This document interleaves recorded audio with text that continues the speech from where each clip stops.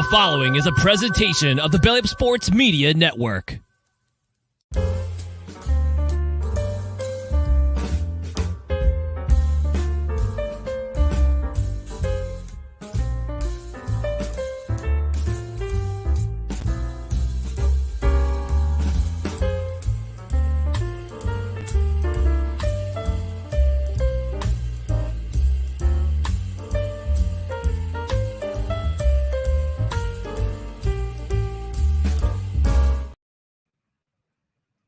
And good morning, everyone, to the Saturday brunch edition of No Credentials Required, where you don't need a press pass to talk sports.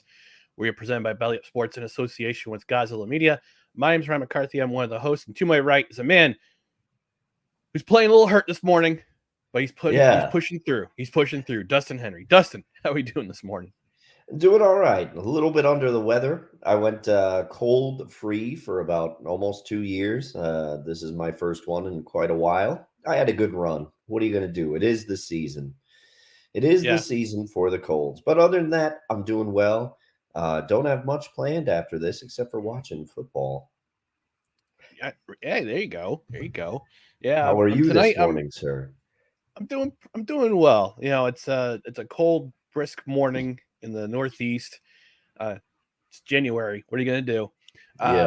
This evening, I'm planning on going to the MVP Arena to check out the 6-0 Firewolves indoor lacrosse team, and hoping that they'll pull off another win. They'll go to 7-0. And traditionally in the National Lacrosse League, if you start the year unbeaten, you have a pretty good chance of going to the championship. So we're approaching the halfway point. We're I'd say about a third through the season right now for the Firewolves. But this is a team I saw them back in December in their home opener, and it's a pretty good team to watch. So if you're in the Albany area looking for something to do tonight, get yourself down to the MVP Arena with your family and go watch a great team. Go watch a great team. You don't want to miss out. You don't want to miss out. No, they're setting the Albany area on fire. See what I did there? I'm not going to attempt that howl. It would sound like some sort of Homer Simpson with the voice I got going right now. Who knows? Although maybe people like this better. Yeah, you sound like Homer Simpson when he's a 12-year-old in the choir with the angelic voice, and Abe sitting in the audience saying, well, I'm going to be rich. This voice guy, angelic voice, I'm going to be rich. And all of a sudden his voice cracks and it changes. Hey, my voice changed. Before we get into the meat and potatoes of our discussion this morning, we want to remind you about our social media channels right down here below. Twitter, Instagram, and TikTok at NoCredsREQ, Facebook.com/@NoCredsREQ, YouTube.com/@NoCredsREQ. If you're watching on Rumble, the replay on Rumble or the Belly Up Sports YouTube channel, we want to thank you for joining us. Leave a comment in the comment section.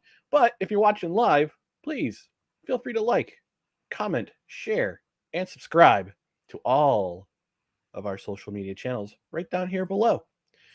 You can subscribe to the podcast on Apple Podcasts, Spotify, Spreaker, the soon-to-be-departed Google Play, wherever you podcast.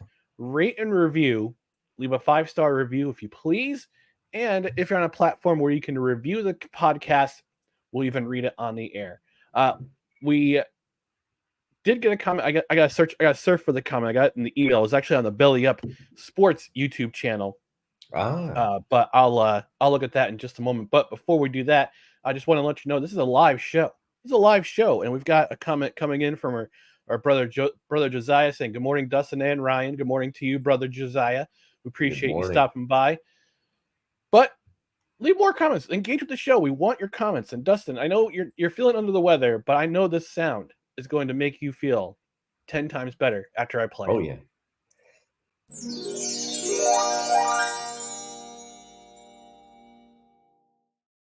We want your comments. We want you to engage with us during the show, whether it be on Facebook, YouTube, and now Twitter. You can actually engage with us on Twitter as well. So if you want to engage with us, please do, as we focus on the divisional round of the NFL playoffs. And we talked on Tuesday about how the wild card round was kind of underwhelming, with the exception of one game. It was pretty underwhelming. So I'm hoping and praying that this round will be a lot more exciting, Dustin. I know how you feel, but that's how I'm feeling this morning.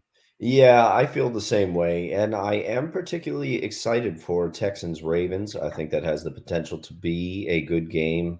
But yeah, I am for overall, I am hoping for just a better showing because there's nothing like hosting a wild card weekend as I do, and then it's just all the games are blowouts, and you're just kind of like, well, at least there's food. Yeah, if you go to your local watering hole tonight, or tomorrow or this afternoon, uh, don't forget, just be don't be too disappointed if the games turn to blowouts, but at least there'll be food and drink. Mhm. Speaking of Houston and Baltimore, they are the first game on the playoff docket. They'll be the 4:30 p.m. game this afternoon at M&T Bank Stadium. Baltimore is going to enjoying home field advantage, but I got a feeling about this game, Dustin, that Baltimore might come out a little flat with 2 weeks off. So, but again, and they're facing a Houston team that performed very, very well on both sides of the ball last week. So I want to get your impressions about this game. What matchup are you looking at that kind of piques your interest for this game? Well, as always, I'm looking forward to the matchup between the two quarterbacks because Mhm. you have Lamar Jackson who is playing at an unreal level. I've spent the last probably prior to the playoffs, I spent the last 4 weeks apologizing to Baltimore for letting them escape under my radar. I also got some angry letters from Cal Ripken. I didn't think he had it in him, but he really part. Um, I heard but I think you told me he spit on one of those letters. yes, it's true. but but he but anyway, the two quarterbacks, you got the veteran who's a dynamic player. He can run, he can throw, he could do it all. He's showing that he could throw. A lot of people say that he could only run. Um, and you have the young rookie who previous to now has not shown any cracks in the armor. He's shown that he's ready for the big moments. Um, so I'm really looking forward to those two facing off. But I also there's so much to like about this game. The matchup that I'm really particularly interested in is Baltimore's running game versus the Texans' run defense, who, D'Amico Ryans has done a great job in improving the Texans' overall defense. But their run defense was gashed by Jonathan Taylor. Then they Mhm. rebounded and did a great job last week. Um, and now I want to see which version of that Texans run defense shows up. And I want to see if Baltimore can be effective running the ball.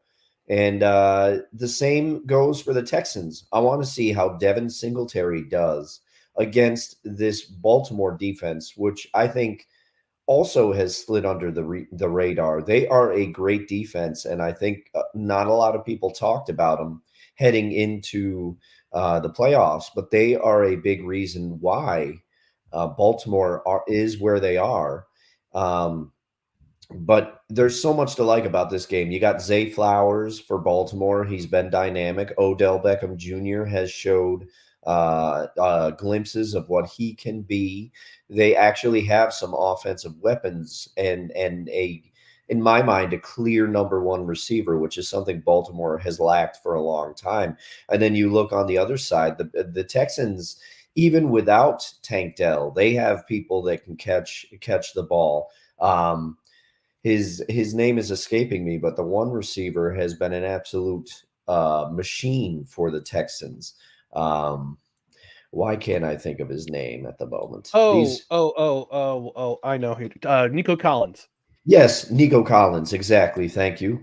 That's I why you're the forgot best his name host in on the Tuesday. biz. To be fair, I had to pick you up because you picked me up on Tuesday when I couldn't remember his name. I know it's tough, and that is no slight to Nico because he has been unbelievable.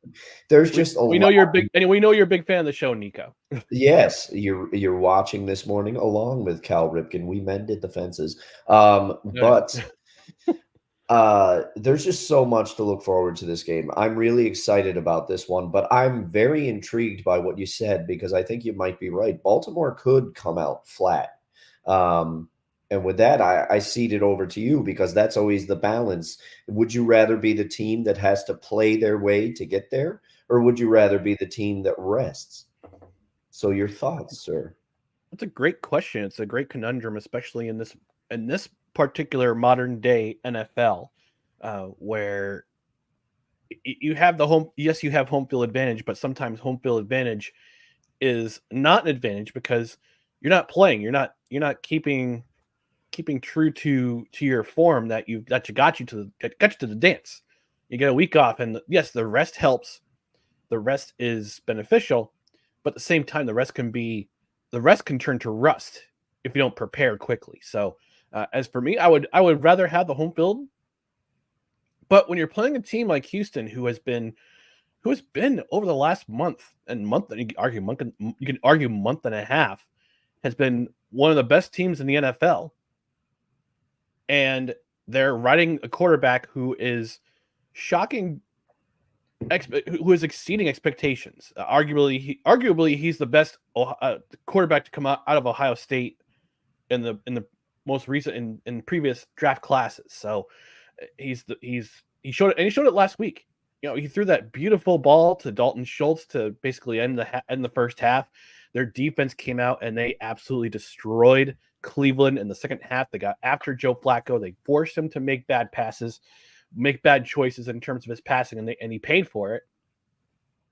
And you've got an offense that is, it's missing its best receiver, but everyone's picked it up. The running game has picked it up. The Nico Collins has picked it up. Dalton Schultz has picked it up. This team's dynamic, and D'Amico Ryans is making them believe. On the flip side, because there's always a flip side to this. Yeah. The Ravens have been there before. Lamar Jackson's been there before. We haven't really seen his playoff resume shine. He's been okay in the playoffs, but I want to see what he'll do when he has the home field advantage, when he has the home crowd behind him at M&T Bank Stadium. I want to see how the secondary is going to handle this passing attack by CJ Stroud and the Texans defense, or the Texans offense. Baltimore has a strong front seven, but their secondary is can be a little bit suspect. So I kind of wonder what they've been doing all week to really look at game tape and see how they can force CJ Stroud to make bad passes. Because here's the rub with CJ Stroud. He threw 23 touchdown passes in the regular season and only 5 interceptions. It's a nearly 4-to-1. I think it's a 4.6-to-1 rate when it comes to TDs and interceptions. And great quarterbacks always have that kind of ratio. They're always going to have that kind of ratio. So I wonder how the Ravens defense is going to dial up the pressure on CJ Stroud, force him to get him out of the pocket, make bad throws, do things that rookies are, quote, supposed to do. Because CJ Stroud doesn't do the things that rookie quarterbacks are, and I put in these in air quotes if you're on the audio side, supposed to do. Like make bad throws and try to scramble when you don't need to scramble. Because NFL is a different animal than college. And also wondering what on the flip side is good for the Ravens offense, how they're going to handle the Houston defense. And Houston's got a great run defense. They, as you mentioned, Dustin, they cleaned it up last week against the Browns, who had a two-headed running attack with Ward and with and Hunt. But they forced the issue against the Browns in that they stopped the run and they were forcing Joe Flacco to make bad throws. So the front four, especially of the Texans, is going to have to do they're going to face a much more mobile quarterback. Oh, sorry, an athlete. They're facing an athlete, not a quarterback. Yeah. He's not quarterbacky. He's not quarterbacky. So they're facing a not so quarterbacky quarterback in Lamar Jackson. God almighty. I will take shots at that forevermore. For sure. But Lamar Jackson is a totally different quarterback than what Joe Flacco is. Yes. Oh, And 100%. he can, and God bless Todd Monken for transforming his game. Greg Roman, he'd been stuck in neutral with Greg Roman over the past 4 or 5 years since basically he came to town as a draft pick for the Ravens. But Todd Monken, I think, has revitalized his game and has revitalized this offense. And yes, they go through running backs. They go through running backs like I go through a pack of Oreos. And the fact that they'll just, if one guy gets hurt, there's another guy stepping up. And they signed Dalvin Cook this week to the 53-man roster. I don't know how often he'll get the ball this week or if he'll see the field this week. There were also rumors of Mark Andrews possibly becoming available, but John Harbaugh said, no, we're gonna wait. We're gonna wait for this one. We're happy with what Isaiah Likely has been doing with this offense in his role as tight end. So I think you'll see him utilized a lot in the pass game. So the spread is 9. Baltimore is favored by 9 points in this game. I think this point spread is way too big. Mm. And I know we don't talk about the sports book side. We don't talk about the gambling side on this podcast because neither of us really don't really participate in it. We're not degenerates. we're not gambling degenerates. Sorry. Yeah, and I know other belly up sports hosts are saying, "Hey, I joke." But we don't really talk about the sports book or the gambling side of it because we don't really dabble in it. But yeah, it's not our bag. It's not our bag. Every once in a while, I think about it though, especially with these DraftKings. I think to myself, I could get in there, use our promo, get a little extra cash. That's right. Use our link dkng.co/bellyup150. Get $5 deposit gets you $200 in bonus bets. Just saying. Yeah. But I'm a little too conservative with my money. A lot of times I'm like, And that's okay. I mean, if I do it, look, I do every so often I'll do a bet, but I'll bet small. I won't bet extravagant because like you, I tend to be a little bit more conservative with my cash. It's make some cash. It's the old quote from the seminal movie, The Patriot, which, if you haven't seen The Patriot, go watch it. Is it Braveheart pretty much just redone? Yes. But in a colonial setting, is it historically accurate? No. Does Mel Gibson use strange language like "it does me good to see you today"? Yes. But the movie is fantastic. And in that movie, he says to his sons, aim small, miss small. That is the epitome of Ryan's gambling strategy. True. You have to leave a little bit of cash for yourself. It's don't bet your mortgage on one game. Let's just put it that way. Don't bet your entire mortgage on one game. I see on the social medias Dave Portnoy from Barstool Sports making all these gigantic bets. He put $1 million on Michigan to win the national title. It worked out for him. Great, good for him. I don't have that kind of scratch. I'm a thousandaire, not a millionaire. So he's got that money though. He's got the money to do it, and he also that probably drove a bunch of traffic to Barstool. And he's got the pizza reviews, so he's doing just fine. He's got the One Bite app. They're selling hard seltzers. He's got everything going. One bite. Everyone knows the rules except for that one guy at one time. So we're going to move on to the nightcap of today's actions. Green Bay at San Francisco, 8:15 Eastern time. And I know a certain snowman who's going to be he's going to be doing an alternative radio call on his network, Snowman Multimedia. So looking for kind of a different alternative play-by-play, go check his stuff out. He does a great job. I get to do at the CFL East and West Final and the Grey Cup with him this past November. That was a fun time. He's excellent in what he does. He's a very good craftsman, and I'm hoping and praying that he gets some sort of chance to do a bigger platform with a team and he does it full time because he's really great. He's really great. So check out his alternative play-by-play. Yeah, Green Bay, and I know The Snowman's baseball knowledge, having him on the show when we did to talk about the baseball season, his knowledge Hmm. is off the charts, and Yeah, I think he'd be particularly great at calling baseball games for a team. absolutely. Absolutely. So, speaking of our friend Snowman, he's a big San Francisco 49ers fan. We also have our friend Dave, who is I've put him in timeout for the show because it's fun to do on Tuesday's show. But Packers at 49ers, 8:15 nightcap. Dustin, what's your thoughts on this game? Well, I don't want to throw any shade at the Packers, right? Their upset of the Cowboys was beautiful, you know.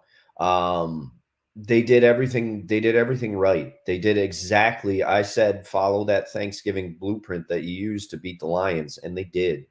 Uh and they just I think Cowboys fans are still in shock. There's the Lone Star beer sales probably jumped 60% after the game, you know. Everybody was crying in their beer, to quote an old Screeching Weasel song. A little 80s punk for you this morning. But Hey. I think, to use an old expression that I always use, this is the game where I think the Packers turn into a pumpkin. I Mm, don't think they have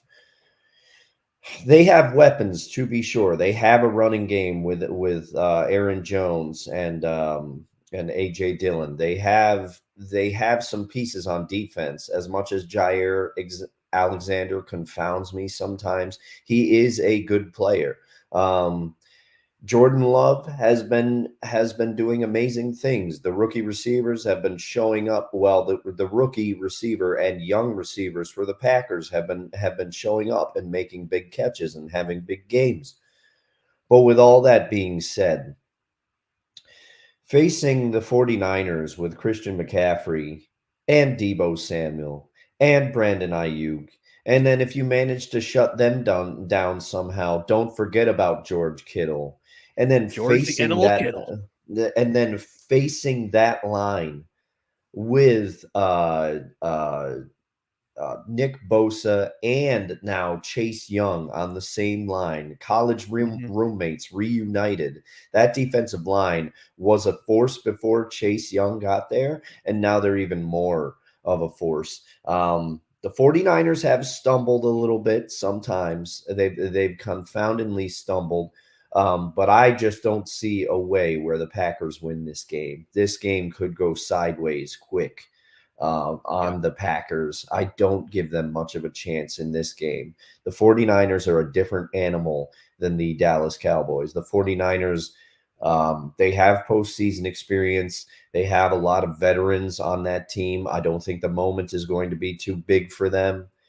Although the one thing that makes the Packers dangerous is they're playing with house money. A lot of people didn't Hmm. think they were getting into the playoffs. I view the Tampa Bay Buccaneers as much the same way when we get to that game. But this game, I think 49ers could win this one, and this has the potential to be a blowout. I'm hoping not, but I think it will be.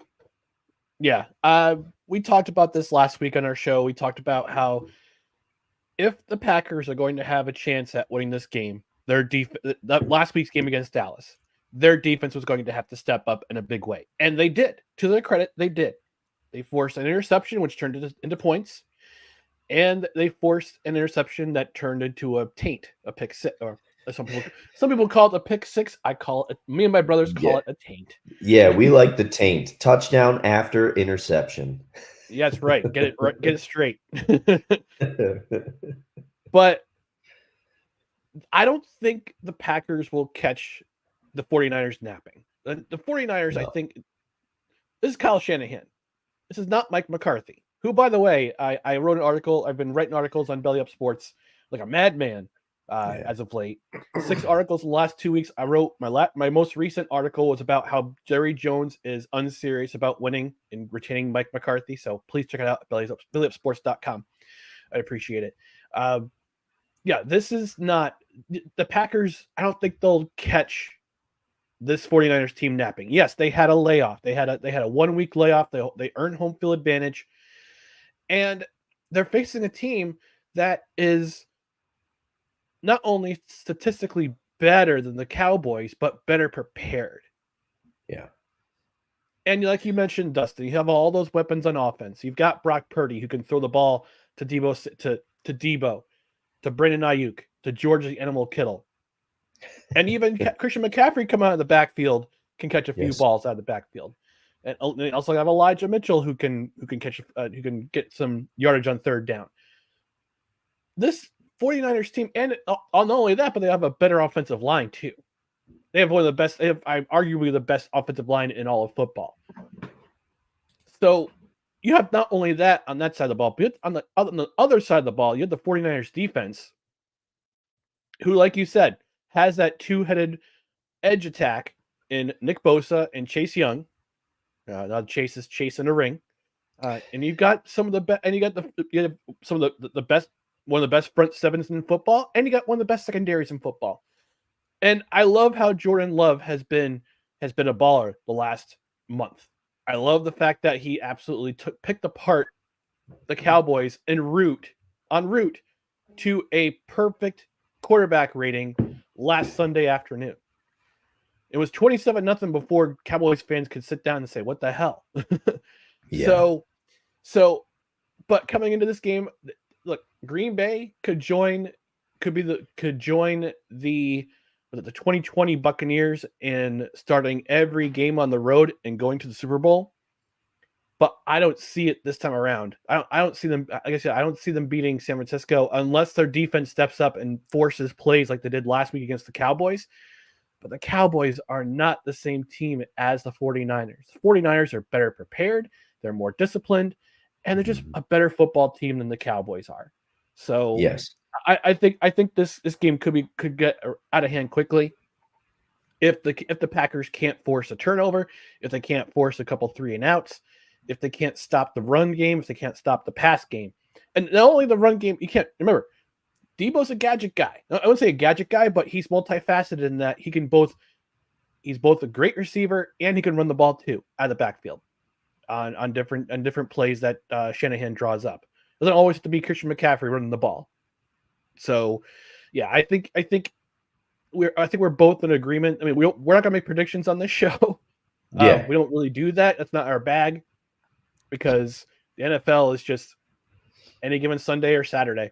But this game could be over very quickly if Green Bay doesn't play disciplined and they don't play and they don't play like they did last week with their hair on fire. Yeah, but I just don't see, as you've detailed, I don't see that. I don't see that happening. I mean, that Dallas game, looking back on it, it was the perfect storm. If there was any team that Green Bay could have done that to, it was Dallas. Just because. But as you said, Kyle Shanahan is going to have he's going to have the Niners ready, and they are also going to be ready because I think the 49ers, and I've seen a lot of them because they're in the same division as my beloved Seahawks. They are the team that the rest, there's going to be no rust from the 49ers. They're going to come out hungry. They're going to come out to prove a statement and say, hey, like, we're still here and we are a force to be reckoned with. And, Jordan Love, as I said last week, he's officially made the leap. Hats off to the Packers because it looks like they're going to transition from Favre to Rodgers and now to Love. Clearly they know what they're doing with quarterbacks in Green Bay, unless Jordan Love just completely goes off a cliff, which I don't see happening now. No.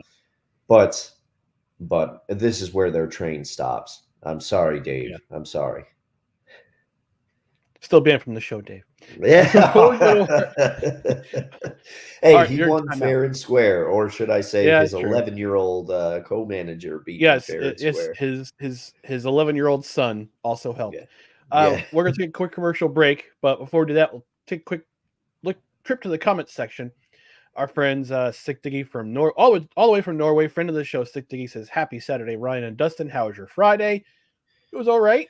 I got to go hang out with some friends at the local watering hole and at the factory in Boston Spa. Shout out to the factory.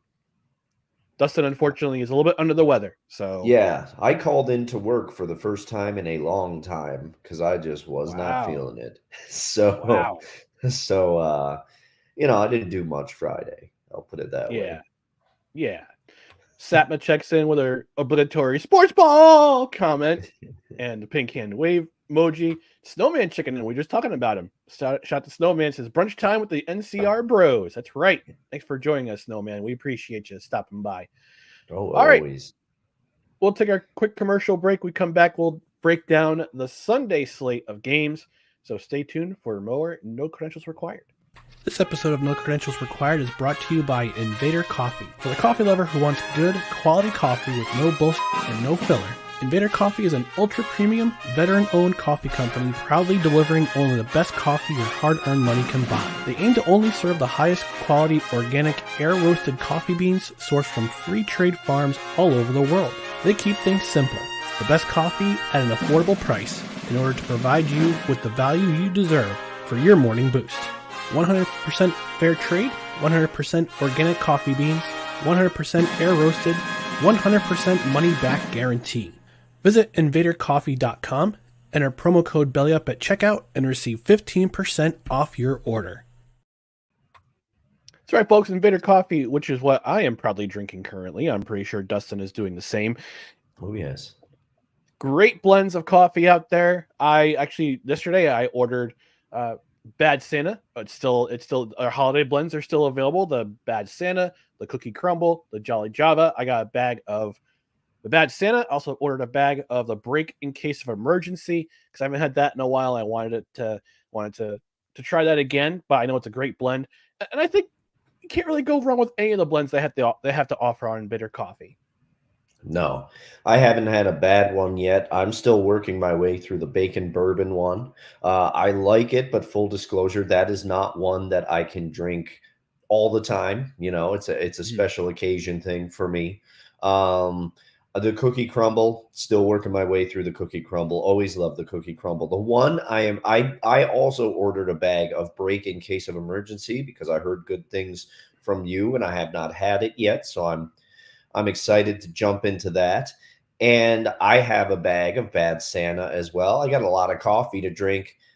And then the one that I've been particularly waiting for, though, is the Donut Dealer blend. That one is not in stock yet. I really like that one a lot. But I have not had a bad product from Invader yet. We love this product. We know this product. We drink it daily. We drink it a lot.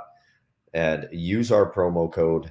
It's fast shipping. Get yourself some delicious air roasted coffee. Couldn't have said it better myself. Visit the link in the description, both on the YouTube side and the podcast side, and use promo code BELLYUP for 15% off your order. And again, we're going to tell you straight up, it might charge a little bit more for shipping, but it comes to your house. It gets to your house in record time, ready to drink. Whether you do whole bean, whether you do ground, it's great coffee. You won't be disappointed. And we haven't broken this out in a while. It gets the No Credentials Required seal of approval. Good old Puppers. There he is. Gotta bring him out more often. Yeah. And plus, it's nice to see that green, wherever he is. It's nice to see that green. We have the snow. There are certain days I'm in the mood for snow, but it is very rare. And I like to not have to go anywhere. And I am not a skier. I know a lot of people that deal with the winters. Like my dad, he's always a classic. He's like, I'm trying to do an impression of my dad, but it doesn't really sound like my dad because my voice is the way it is. But he's like, if you find an activity that you enjoy in the winter, it's not so bad. Sage advice from my dad. Thank you, Mr. Henry. All right. We're going to move on to the Sunday slate of games, starting with Tampa Bay at Detroit, 3 p.m. Eastern on Sunday. And I'm going to look, we talked about the Rams and the Lions being the game of the week last week, and it really was. I thought it had the potential to be the best game of the week last week. I think this game, along with the next game we're going to talk about, they both have the potential to be very good games, if not great games, if not instant classics. Yeah. Let's hear your analysis about this game, Dustin. Well, thank you for passing the mic to me, sir. I said initially that I felt like Tampa Bay was the other team that is playing with house money. In Mhm. this game, unlike the Packers 49ers, where I see it going one way, I am very afraid for the Detroit Lions, not because I don't think they can't get it done. Dan Campbell is going to have this team ready to go. He's going to have them all schemed up. They have offensive weapons. Jared Goff, we all know. We all know how well he has been doing. Jameson Williams has, he's started to come alive. Their running attack is good. Their defense, they had that high draft pick last year for the defense. He has been very good. The D end, his name is also Oh, escaping Hutchinson. me. Yes, Aiden Hutchinson. Yes, thank you. Yeah, the He was. Rams couldn't stop him last week. Yeah, he was an absolute game wrecker, and I think that the Lions picked him fourth overall when I think they had the fourth pick when they picked him, and he has lived up to it, to be sure. But I there's something about this Tampa Bay team, something about them. The wild card, Todd Bowles has the potential to be the playoff MVP for the second week in a row because you have eloquently spoken about it many times, but we've all seen it now. Todd Mhm. Bowles is going to have something prepared for the Detroit Lions, and it could give Jared Goff some real problems. And the other person that's playing with absolute my apologies, absolute reckless abandon is Baker Mayfield. Baker Mhm. Mayfield has basically been Jared Goff of the South. And he has nothing to lose, and he's playing like it, and he's playing loose. You can tell by the way that he looks. He's pranking people on the sidelines. I saw him. There was a clip of him pretending to take a drink, and he's just squirting one of his teammates in the face. He's He's squirting the athletic trainer in the face. Yeah. yeah. He's having a good time out there. And when Yeah. a team with some of the weapons that Tampa Bay has, we know about Godwin, we know what Mike Evans is. Their running game has been surprisingly good. Rashad White has done enough to make their running game competent. Their defense has played, I think, above expectations this year. When you have a team that is playing this loose, they are dangerous. They are Mhm. dangerous. I give Detroit the slight edge in this game, and I want them to advance because I don't want this run to end for Lions fans. However, I think this has the chance to be an upset. Yeah. Looking at this team, both teams. Look, we talked on Tuesday about how the Buccaneers defense showed up, and Todd Bowles can send the Wolves. Yes, that's a rhyme. I'll let you have it. Todd Bowles sent the Wolves against the Eagles. I think he'll do the same against the Detroit Lions. Although I would have to argue that the Detroit Lions offensive line is a lot more stable than the Philadelphia Eagles offensive line was. But then again, the offense of the Philadelphia Eagles was absolute garbage over the last month and a half. And their defense was as well. I think the edge goes to Detroit based solely on the fact that it's going to be at home. It's going to be at Ford Field.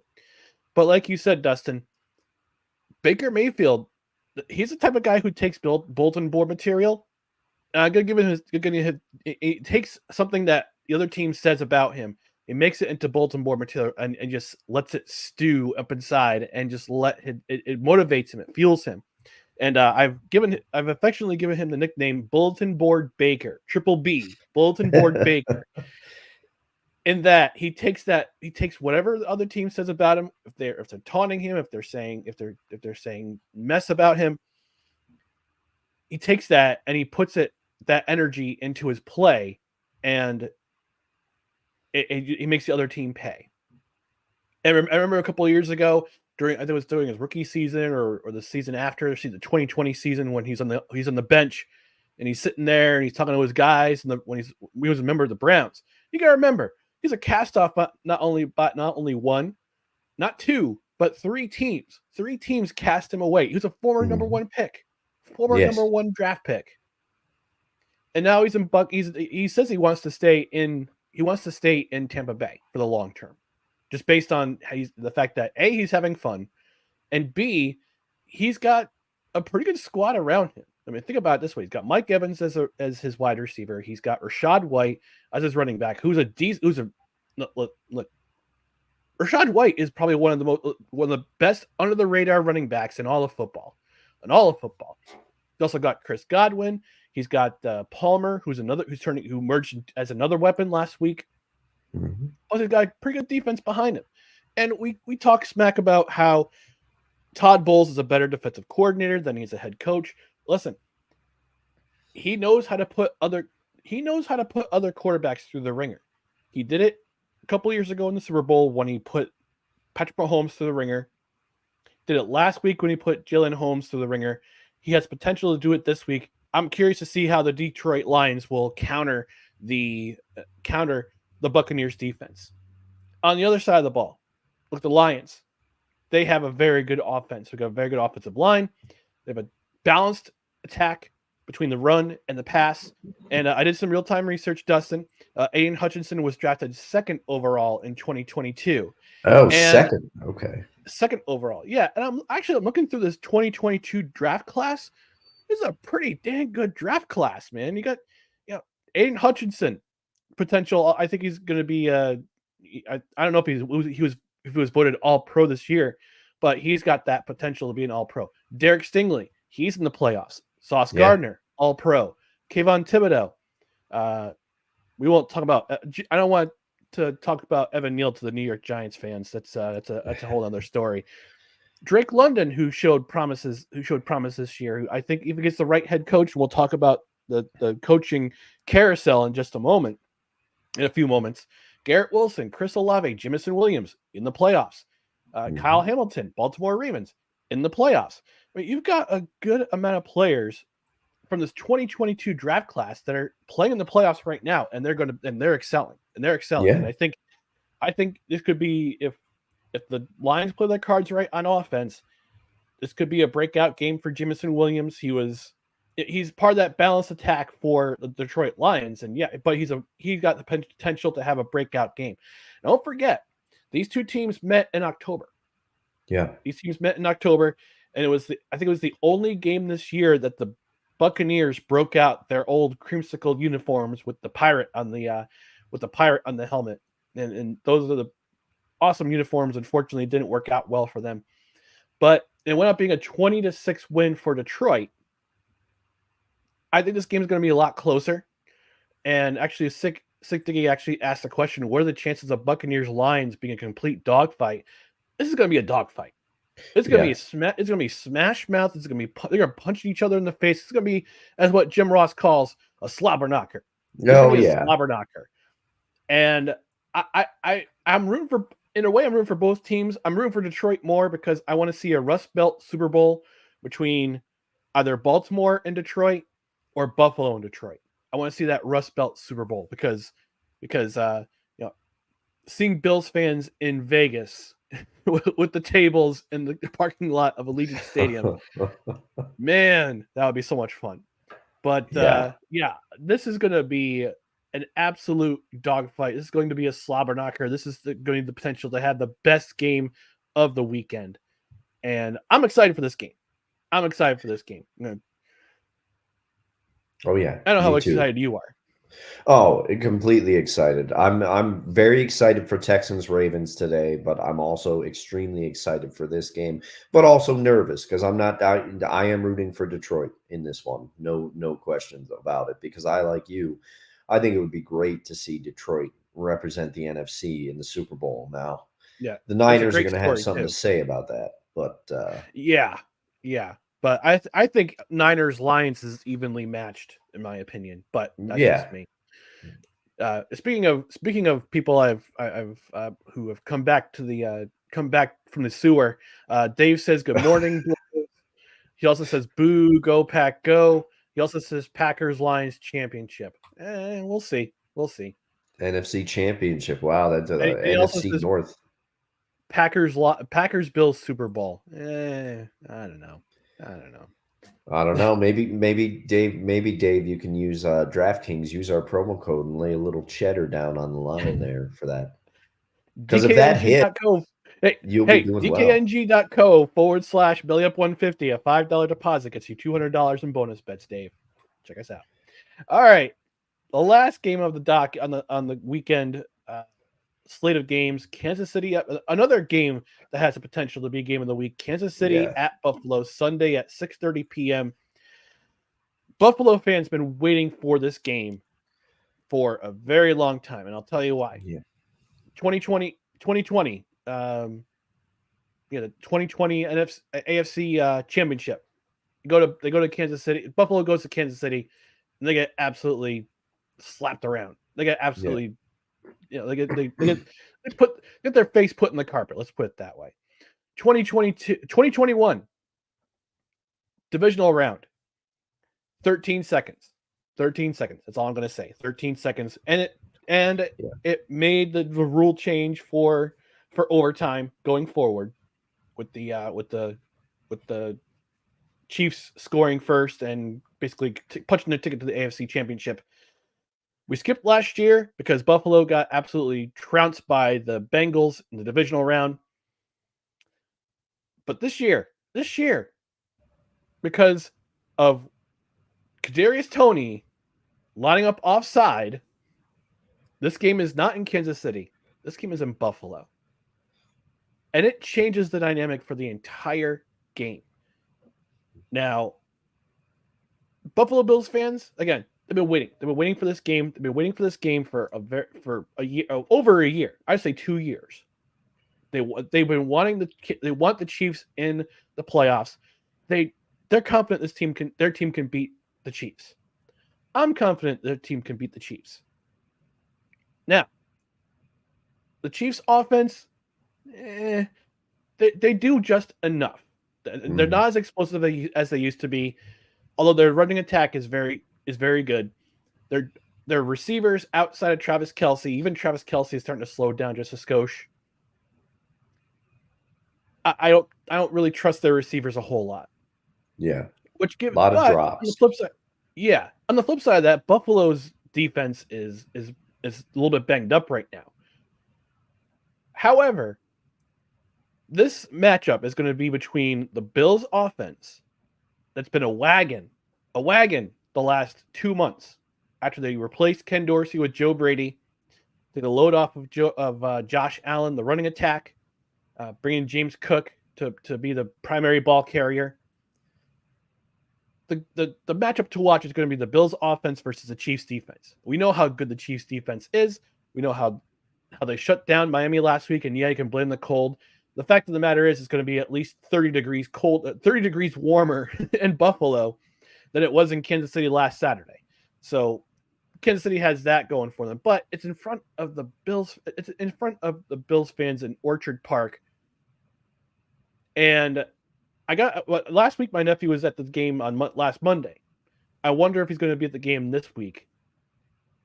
I'll see. I'll talk to him and check it out. But yeah, this game's going to come down to what Buffalo's offense does against the Chiefs defense. And this has the potential to be, again, another instant classic. Dustin, what's your thoughts on this game? Yeah, I mean, I couldn't agree more with what you said. I think the fact that it is in Buffalo changes. There are two key changes that are huge in my mind, and you hit on both of them from the previous Buffalo Bills losses against the Kansas City Chiefs. And one is that the game is in Buffalo. I think that changes the dynamic.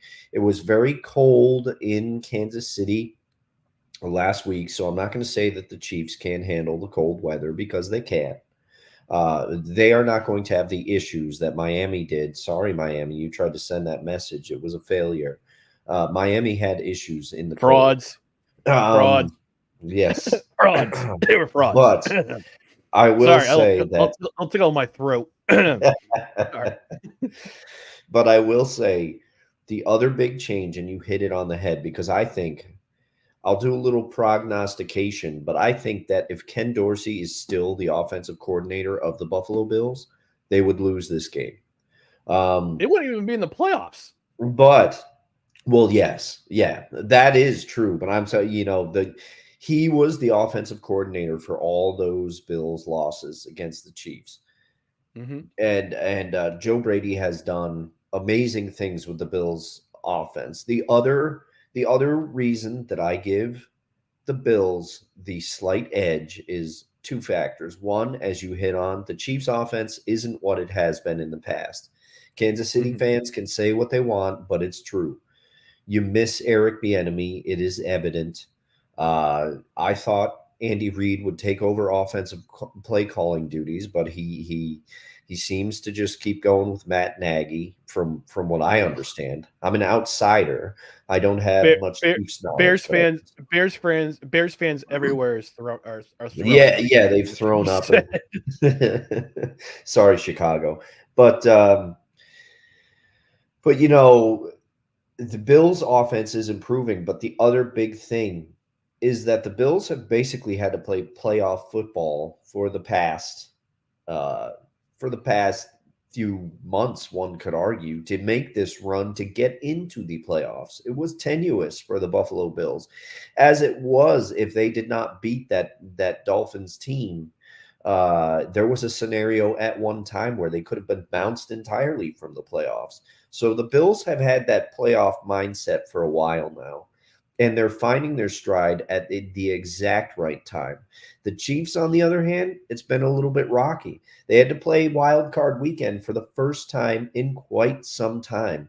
Patrick Mhm. Mahomes has had a down season by his standards. Again, you put another quarterback in there, if it was, say, Jordan Love or Geno Smith, or not comparing Jordan Love to Geno Smith, but I think most people get where I'm going. Matthew Stafford, any one of those quarterbacks, you'd say this was a decent season.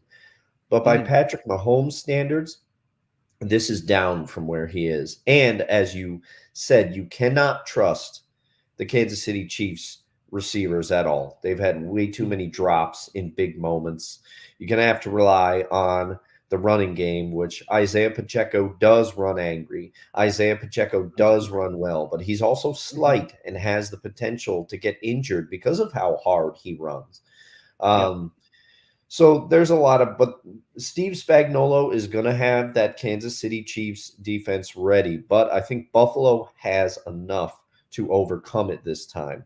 However, I still think this is going to be an amazing matchup. Looking at it, we don't do predictions, but by my mind's eye, I would give Buffalo the slight edge for most of the factors that I just laid out here. But you can't predict the NFL, and the Chiefs. The Chiefs are arguably the best team in the NFL until somebody knocks them off.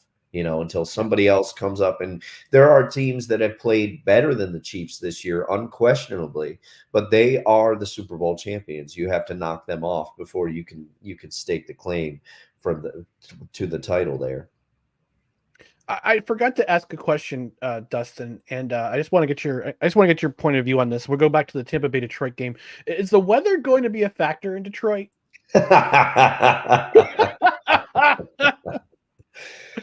That was I have to play that clip because it's just yeah, that's gold.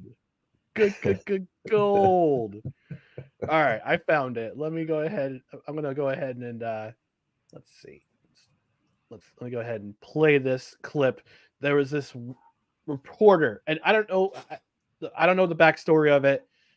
Whether she is a beat reporter or if she's filling in for somebody or if she's just um, someone who covers other stories, but she got put on this particular beat for the day. This was an actual question asked by someone at a press conference on, was it Tuesday? I think it was yeah, Tuesday. I think so. She asked Todd Bowles this question in a press conference. Coach, looking forward towards Detroit. The weather has been a factor in some of the playoff games, even for the most prepared teams. Today, it's 13 in Detroit, which doesn't compare to some of the temperatures we tend to drop to. Any special plans to acclimate the team to not only endure but perform in those kind of frigid temperatures should you face them in Detroit? You do know we play indoors, right? They got a dome. I don't. His look. Nothing planned. We're indoors, and we only have to be outside for 20 seconds, getting off the bus, going under the thing. So we'll be okay. Wow. Wow. I will say, at least Todd Bowles didn't completely light her up for that. You know, there are some coaches that probably would have tore her apart. He handled Nick Saban would have just absolutely had a field day. Yeah, but don't get me started on Saban. I have major issues with him from the way that he handled his departure from the Miami Dolphins. I always will. People say I can hold a grudge, but he did it to himself because he called for the reporter's job and said that the reporter was spreading lies. And then guess what happened 2 weeks later? He's at Alabama. So GTFO, Nick Saban, for that one. Don't call for somebody's job when they're reporting what is true. I mean, he went in on the guy. From that moment on, I had major problems with Nick Saban. Major. You keep asking, I ain't going to tell you. There's always that clip too. Before we quickly go on to the coaching carousel of the NFL, let's just take a look at the comment section. Dave continuing here. He says he actually go back here. He says cheddar. Is that a Wisconsin cheese joke? Yes, it is, and it's pronounced cheddar. He says not fans, Bills Mafia. You already know that. Dustin is right. Casey's offense is missing a step. Hey, I said it too, Dave. Yes. Don't be that guy. Any given Sunday, more than just a movie. A bad pass, a random interception can turn any game around. Yep, absolutely. Yeah, it happened last week. It happened last week between your Packers and the Cowboys. There, Dave. Oh, it also says Dustin, you're the best. Ryan, meh. Oh, whatever, Dave. Whatever, Dave. He's coming with some shade for you. Your grammar sucks. It's YOU''RE. Gee whiz. All right. Coaching carousel. Got some of Ryan's articles expertly written on bellyup.com. You got that right. NFL coaching carousel. Let's take a look at some of the coaching news from this past week. And let's start with New England introducing Gerard Mayo. They formally announced him this week as the head coach of the team.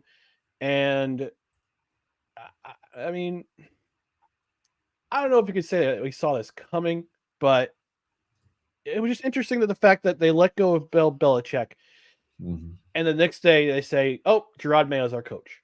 I mean, from what I understand, they had this in place. They've had this in place since October. So Kraft can they basically they didn't have to go through the Rooney Rule in interviewing coaches of color. They just said, "All right, we're just gonna pick Gerard Mayo, and then we'll be on our way." So it was interesting that they formally introduced him this past week as the coach of the New England Patriots. Mm-hmm. And from what I understand, they have supposedly, the rumor is that Belichick's sons have an opportunity to stay with the team. I don't know if any headway has been made on that, but Gerard Mayo has come out and said that particularly Steve Belichick, I believe it was, he had a great relationship with and enjoyed discussing aspects of the team with Steve Belichick. So, I mean, who knows if Belichick's sons will stay there. I would lean towards no, because they're probably going to follow their dad to wherever he goes, and he will go somewhere. That is the way I feel about it. But this, I just don't understand how this was. If they've had this in place since October.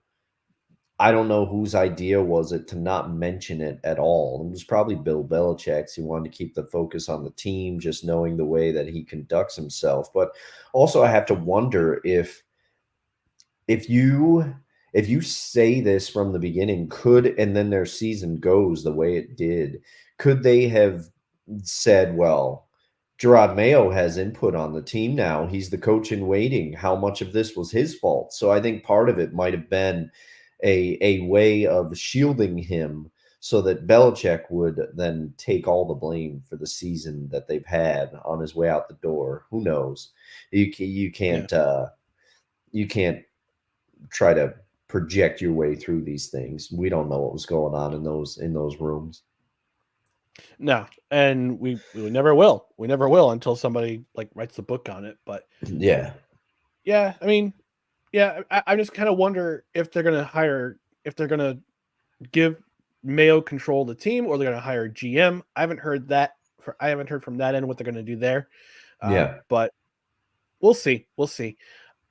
And yesterday, I got to give credit where credit's due here to Mark Davis, who actually used his brain for once, and he removed the interim. He removed the interim tag from Antonio Pierce. Antonio Pierce is now the head coach of the Las Vegas Raiders, and I couldn't be more happy for him. Because we saw this a couple years ago when Rich Bisaccia led the Raiders to the playoffs, and Davis said, "Nope, I want somebody else." This time around, he listened to the players, which I think was most important. He listened to the players. I mean, Max Crosby threatened to request a trade if Antonio Pierce didn't come back.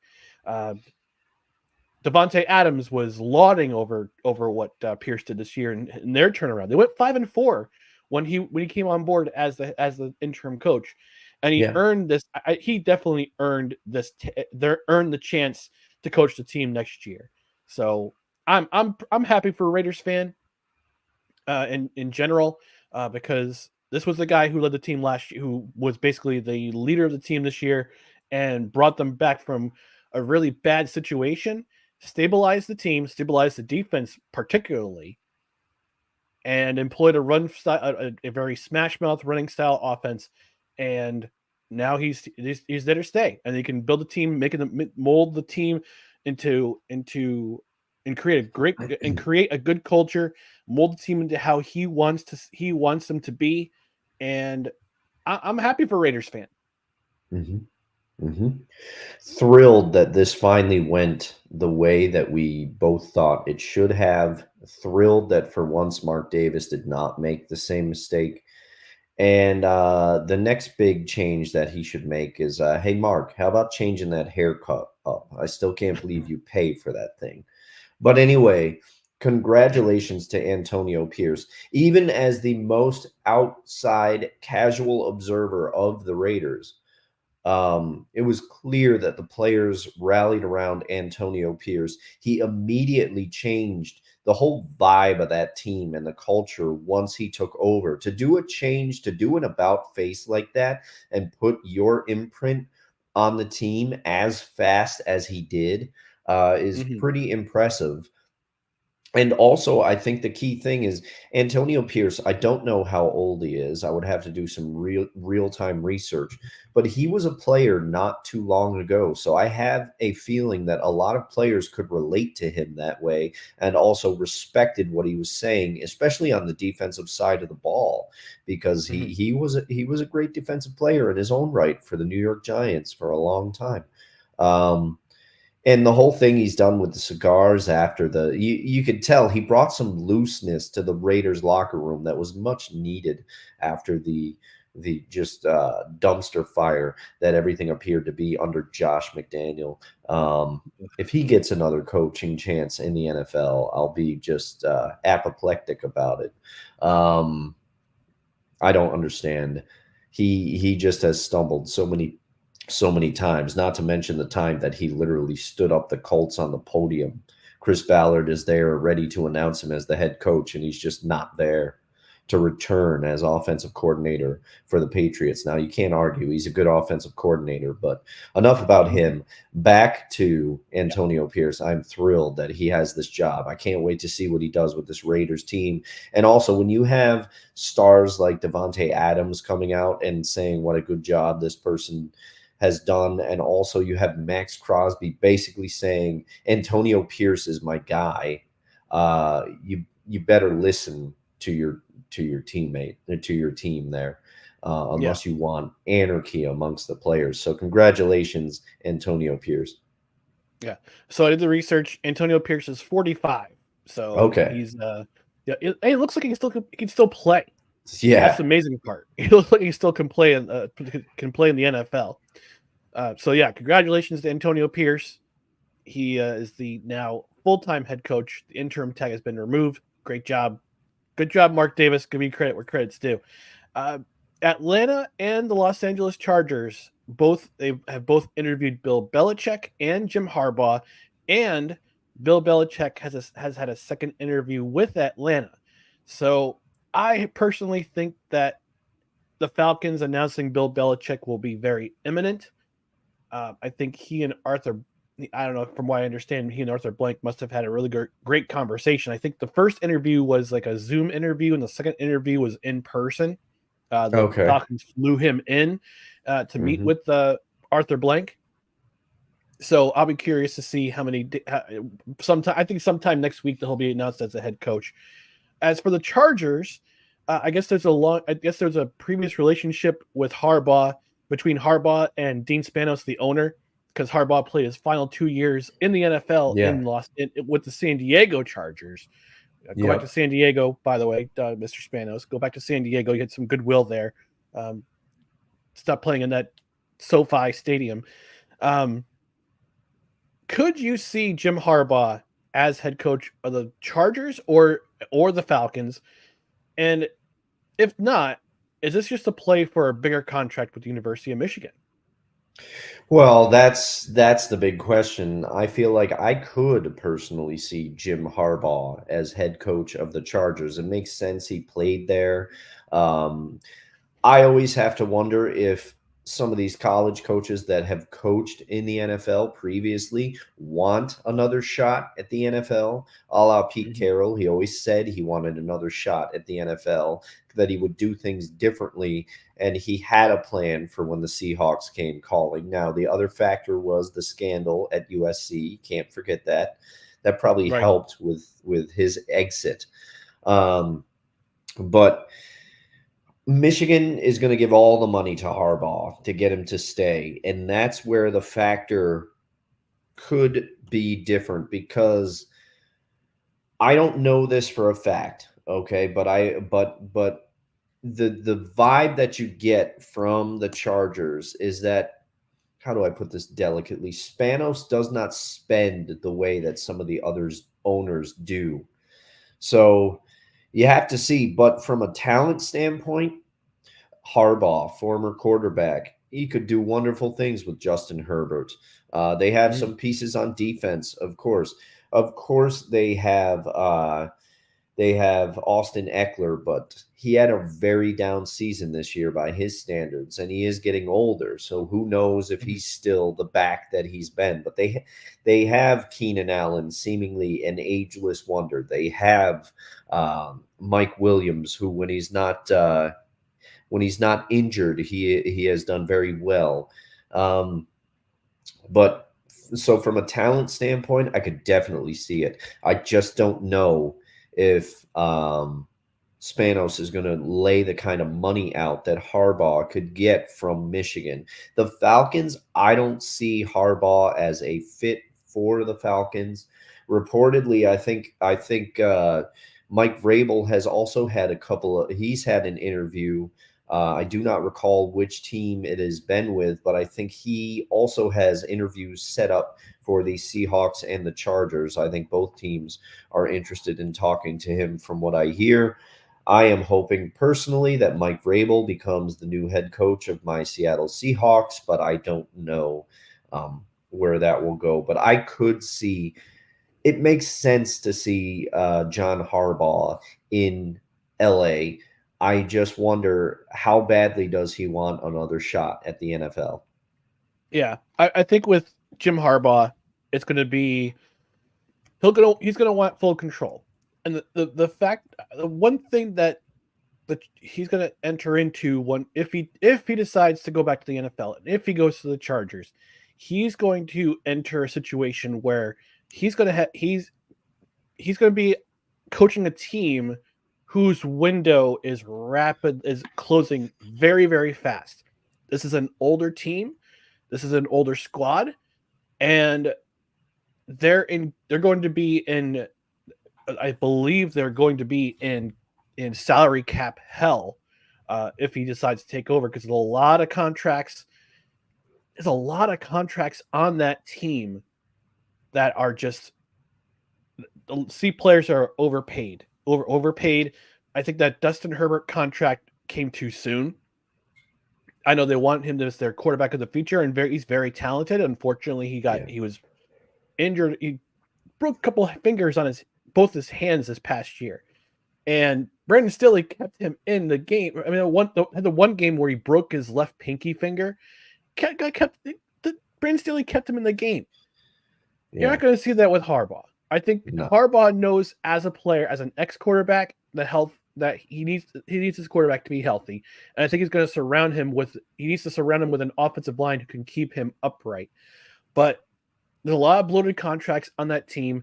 Either they're going to have to make some moves where they're going to have to cut loose some older players who are making too much money, like a Khalil Mack, and he's got to figure out. I don't think he necessarily blows up the team, but I think what he'll do is he'll do some retooling in some places, bring in some veterans who can help, especially in the offensive line, who can help keep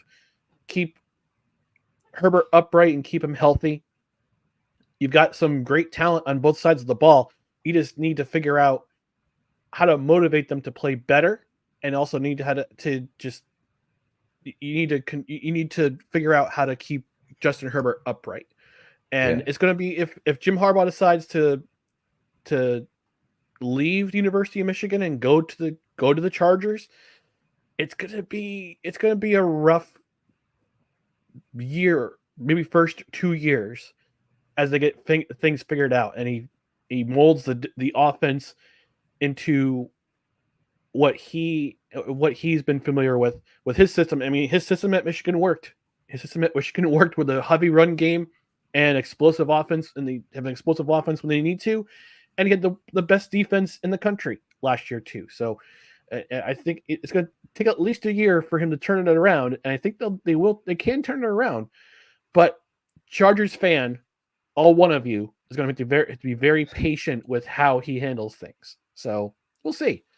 As for the rest of the vacancies, Atlanta's open, Carolina is open, but who's going to want to coach there? Chargers are open, and Seattle is open. And we have a fellow Seahawks fan from Belly Up Fantasy Sports, Kevin Wilson, says, I agree with Dustin. Vrabel, come on down to the Seahawks. He agrees with you. Yeah, it's just what I hope. I had read something that, because apparently from the candidates that have come out, that have supposedly emerged after John Schneider's press conference, his first press conference, sans Pete Carroll as coach of the Seattle Seahawks, it's a mix of offensive and defensive minded potential head coaches candidates, and it's skewing more towards the defensive side if all the reporting is to be believed. And Mike Holmgren, former Seahawks coach, came out and said, hey, we need an offensive guy now, after Pete Carroll was a defensive-minded head coach. He said he thinks the Seahawks should go in a offensive direction. I don't necessarily agree with that, but I just feel like Mike Vrabel, he's a great head coach. If you're going to get rid of Pete, Vrabel would be a good person to bring in, also because of his age. Vrabel is a younger guy, and I think he would do well with the pieces that we already have. So I'm hoping Mike Vrabel. I don't necessarily agree with Coach Holmgren. All respect to Mike Holmgren, though. He is a Seahawks coaching legend.